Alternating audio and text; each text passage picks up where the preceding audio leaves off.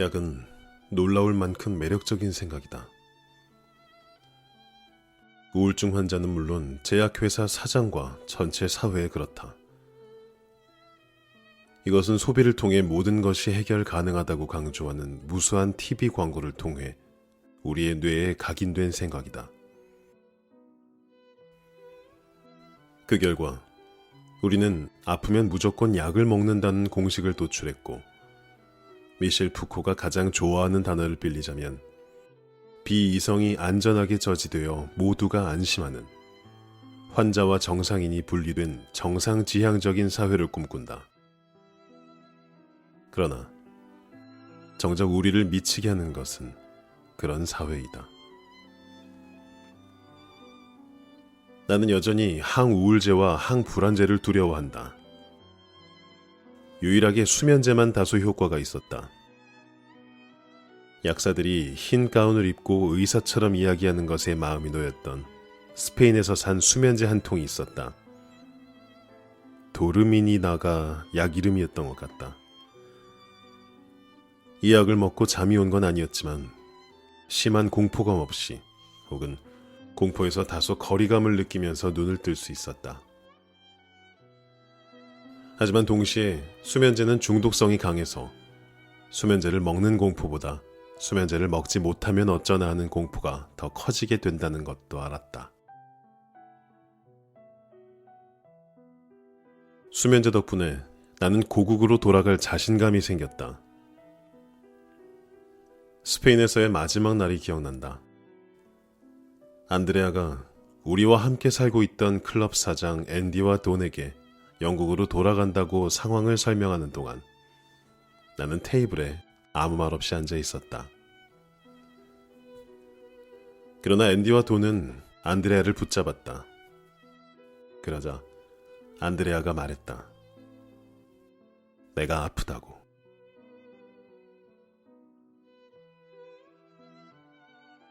적어도 이비자 기준으로 나는 마약 중독은 아니었지만 알코올 중독이었다.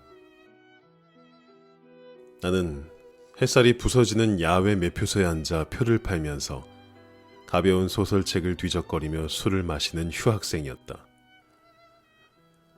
그러면서도 나는 내 인생에 커피보다 독한 것을 들인 것을 격렬히 후회했다.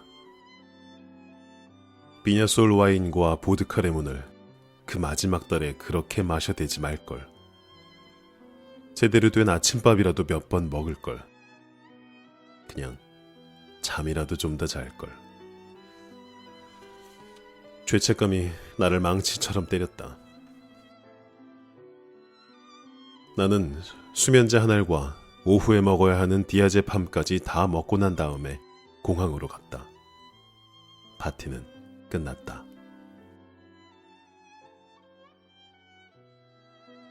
디아제팜이나 수면제를 먹는 동안 낫고 있다는 느낌은 전혀 없었고 똑같이 아팠다. 내가 느끼기에 약의 효과는 아픔으로부터 거리를 두게 하는 정도였다. 수면제는 내 뇌를 약간 둔하게 만들었지만 실제로 변한 것은 아무것도 없다는 걸 나는 알고 있다. 이것은 몇 년 후 내가 다시 술을 입에 대기 시작했을 때와 마찬가지다. 나는 술이 깨면 숙취만 남아있을 뿐 아무것도 달라지지 않는다는 걸 알면서도 낮은 수준의 불안감을 견뎌내기 위해 술을 마시곤 했다. 실제로 약이 듣는 사람들도 있기 때문에 약 자체를 부정하는 건 아니다. 고통을 없애주어서 정말 치료가 되는 것 같기도 하니까. 어느 정도 장기적인 해결책이 되는 경우도 있다. 약 없이는 살 수 없는 사람도 많다. 이건 순전히 내 경우인데, 디아제팜은 공황 발작이 나를 흔들어 놓은 뒤부터는 약을 먹는 것이 너무나 두려워서 우울증 치료에 관한 한 어떤 약도 먹지 않았다. 개인적으로 나는 아파도 약을 먹지 않고 견딘 내가 자랑스럽고, 어떤 진통제의 도움도 없이 고통을 겪었기 때문에 그 실체를 정확하게 이해하고 내 마음의 작은 움직임까지도 포착할 수 있었다. 물론 약을 두려워하는 공황 발작을 이겨낼 용기가 있었다면 약을 먹고 고통이 줄어들었을 거란 생각을 아예 안 하는 건 아니다. 고통은 정말 가혹하리만큼 끝없이 밀려들어 지금 생각만 하는데도 숨쉬기가 힘들고 심장이 멎는 것 같다. 나는 자동차 조수석에 앉아 납덩이 같은 공포에 짓눌린 내 모습을 상상한다. 자리에서 일어나려고 하지만 머리는 자동차 천장까지 닿고 몸은 꿈을 대는 피부를 벗고 나오려고 한다. 머릿속은 어두운 주변보다 더 빠르게 빙빙 돌고 있었다. 그런 공포를 몰랐으면 더 좋았으리라. 아니, 약 한 알로 괜찮아진다면 냉큼 약을 입에 털어넣었을 것이다. 그런 정신적 고통을 줄일 수 있는 어떤 방법이라도 내가 동원했더라면 회복이 더 쉬웠을지도 모른다. 하지만 그런 방법을 사용하지 않았기에 나 자신은 더 안정되었다. 그 덕분에 무엇을 해야 내가 더 나아지는지 정확하게 알게 되었고, 약을 먹었다면 놓쳤을 나 자신이 보내는 신호는 결국 나를 다시 일어서게 만드는 힘이 되었다. 내가 만약 약기운으로 고통을 잘 느끼지 못하거나 거리감을 갖게 되었다면 상황은 더 나빠졌을 것이다.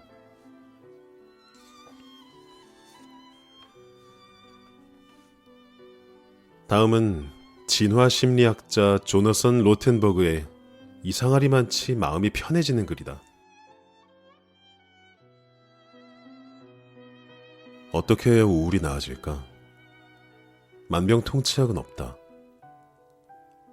만성적인 고통을 겪으며 내가 얻은 하나의 교훈은 몸과 마음이 이미 고정화된 기존의 방식을 넘어서는 것이 힘들다는 것이다. 대신 기분의 경제학에 따라 그토록 많은 사람들을 우울하게 만드는 원인을 해결하고 과로와 수면 부족의 일상을 되돌아봐야 한다.